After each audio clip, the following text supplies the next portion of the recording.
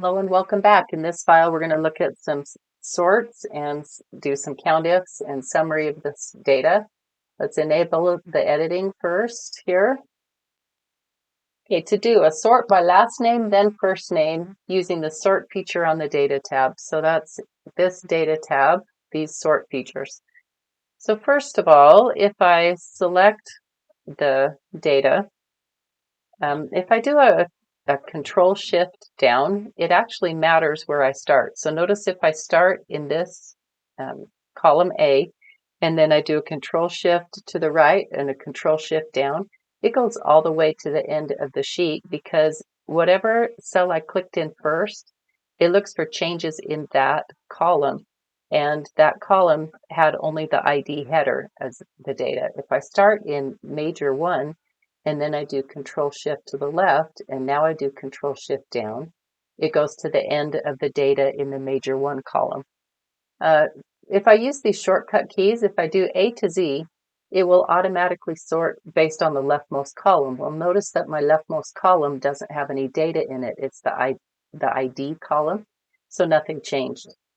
Instead, I would need to select so that my leftmost column was my last name, and now if I hit A to Z, I have the last name in order. Now notice, however, that there were multiple students with the last name of Davis, and now I want the first names in order, Brian, then Christopher, then Karen. So select the data again, go to the Data tab, and this time open up the Sort Custom menu. This is where you can choose if your data has headers, and notice that since I already had it sorted by using the A to Z key, I've already sorted by last name. Then I want to add a level, so choose the plus sign. And with my data has headers selected, then the headers come up as the possible columns to sort by. If this is not selected, then I just get generic column A, column B instead. There we go. So sort by last name and then by first name, both of them A to Z order. And now the Davis last names, the first names are in alphabetical order, same with the Hernandez last names, and so on. Okay, next, use the sort function to sort by major and then first name, and place the sorted result on a new tab called by major. Copy the column headers. Okay, let's copy the column headers first. And then, so that's in the clipboard. Add a new sheet, double click, and then you can rename it by major. Hit enter, and then Control V, paste. There's my headers coming in, and I want my sort function. I'm going to eventually want it to sort the ID numbers too. So I'm going to have it in this first cell, sort. What array do you want it to sort? Let's go back to the Students tab and select. Remember that the sort function can't deal with headers, so we have to start beneath the headers and then select down. There we go. So that's the array that I want it to sort. Notice that even though I'm looking at the Students tab, I can still see the formula I was working on that was being typed into the By Majors tab. So if I continue typing and put my comma, it shows up in the formula and I can see the formula I'm working on here. So I don't have to go back and forth between the tabs to continue filling out the formula. The sort index, it counts from the left. So my first column is the empty ID column. I want to sort, let's sort by major, which would be column 1, 2, 3, 4, 5, 6, 7. And then the sort order will default to ascending. So I can either put a 1 or I could leave that blank. And then we're sorting by rows, not by columns. And by row is the default, so I can leave that blank also. And just put my closing parenthesis and hit enter. And now all of the econ majors jumped up to the top and then the finance majors. So sort by major, but then by first name. So I've got all the econ majors here, but now I want the first names to be in alphabetical order. So George, then Lisa, then Michael, then Richard. So I want to keep column 7, but then I want a secondary sort on column 1, 2, 3. Here's how you do that. Let's go back to our function. I want to put 2 values in one spot, the 7 and the 3. The way you do that is you put curly braces around it, type the 7, and then a comma, and then a 3, and then end curly braces. It will do a sort first by column 7, then by column 3. Let's update, hit enter. So I still have all the econ majors up at the top, but now they're in first name order. Similarly, all the finance majors are in first name order. So that's a way, it's called a list within Excel, to put 2 values into a single parameter. Okay, that's number 2 done. Create a unique ID in column A in the pattern UV, and then a dash, and then 3 numbers. So ID is going to be, what is that? ID is going to be UV dash 3 numbers, so 001. Hit enter. Let me widen out that column a little bit. Okay, if I copy this down, Excel is going to default to doing what's called a series fill. So 1, 2, 3, 4, 5, 6, which is what I wanted. This drop-down menu allows you to just copy the cell contents without creating a series. But here I want it to create a pattern.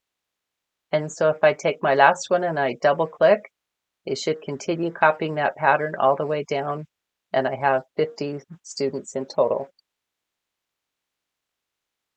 You know, this is where we're going to see that our students were given ID numbers based on their last name, because it was in a sorted order at the time that I gave the ID numbers. Now, if we go back and we look at the by major sort, it sorted econ majors by first name, but see how it picked up the ID numbers? Because my sort contained all of the students, including column A. And even though there wasn't any data in it when I started, when data gets added in, it's a dynamic sort and it updates automatically. Next, use ampersand or concat or text join if you want. Create last name, comma, first name in column D. So I want this to equal, I'll do it each of the different ways. Last name, ampersand, and then I need comma, space, have that surrounded with double quotes, ampersand, and Daniel. So last name glued to a comma space glued to the first name. The other way to do that would be with concat. Do the last name and then comma, comma space, text, comma. So your first text is the B7, your second text is the characters within the double quotes, and your third piece of text is the first name. Your other option is to do a text join. Text join, you put the delimiter first. They're all joined with a comma followed by a space. Ignore empty. So we're going to skip over that. Just put another comma. And then the first text you want is last name, comma. It will put a delimiter in between them. And the next piece of text you want is the first name. You can choose any one of those options, whichever one's your favorite, and then just double click, copy it down. And now notice also that in our sort on the other page, the full name has filled in because it was part of that dynamic sort. Create a named range for class. Okay, there's class. Select all of it, and in the named range box, you can call it class. E6 to E55, that's done. L2 to M6, a named range called major lookup. Okay, so we can name that using the named range box here. We could also go to formulas and define a new name. The name we want to give it is major underscore lookup. And remember that we have to follow the naming conventions, which are you can only use letters and numbers, but you can't start with a number. The only other characters allowed are an underscore or a period. Another named range for major abbreviation. There's a shortcut to get to the named range box. On the PC shortcut is Alt and then F3. That puts your cursor up in the named range box. Major of rep. Use VLOOKUP or XLOOKUP to bring the full names of the majors into column H. Okay, so column H, we want to call this major, I'll call it major full. And notice when I hit enter that Excel assumes I want to keep the same formatting for my headers, which is nice. Let's do the syntax for a VLOOKUP. Lookup, find FINA in. For a VLOOKUP, you have to give the entire table array, which is this. Now we just named it, so when I select it, you can see that it's called major lookup, and return column 2, which is the full name of the major. And if you use VLOOK, remember to put false for an exact lookup. Okay, for XLOOKUP, the syntax would be lookup FINA in the first column, and I haven't named that, so let me lock that in place, and then return from the second column, again lock that in place. Either way you want to do that is fine, just make sure that all of those majors get, the full names get added in. We're on number 10. Oh no, we're not. Name this major full name. So named range box, major underscore full name. Use unique and countifs to count the number of students in each class. This should have been in cells L10 to M11. First, I want a list of the classes. So I'm going to do unique. And the array that I want is the column called class, which was a named range. I can ignore the other parameters and it will look through that column and give me that there are seniors and juniors and then the count for each. I want to count ifs. I want to count how many of the class column had the word senior in it. So count ifs class was senior. And then I could copy it down to do another count if class was junior. Total of 50, that looks good.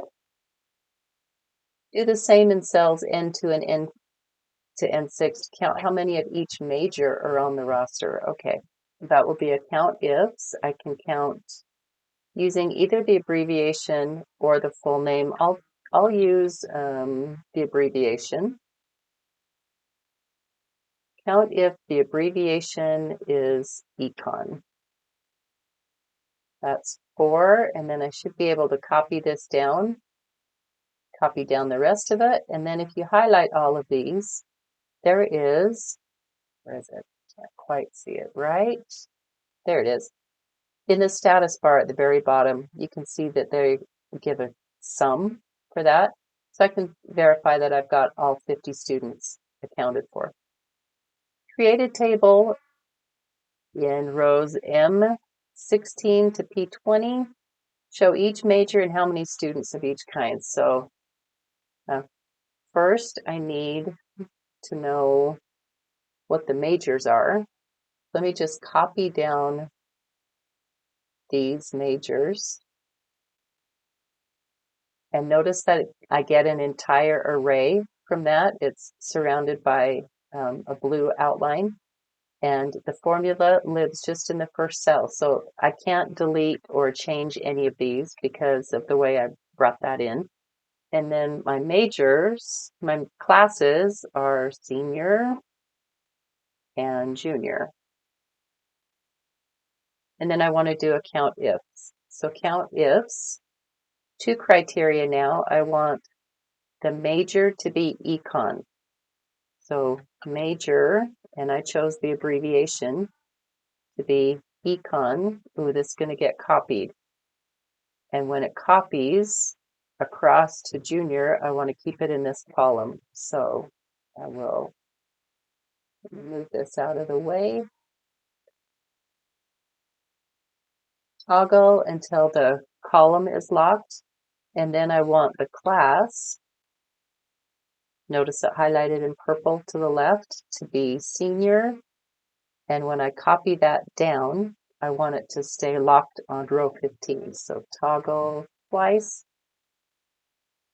No seniors in econ, but if I copy that down and then I copy it over, I should stay locked on the major and the class no matter which row I was in on that table.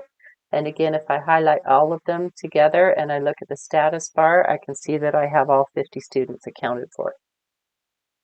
Okay, good work. Go ahead and upload your file and we'll move on to the next topic.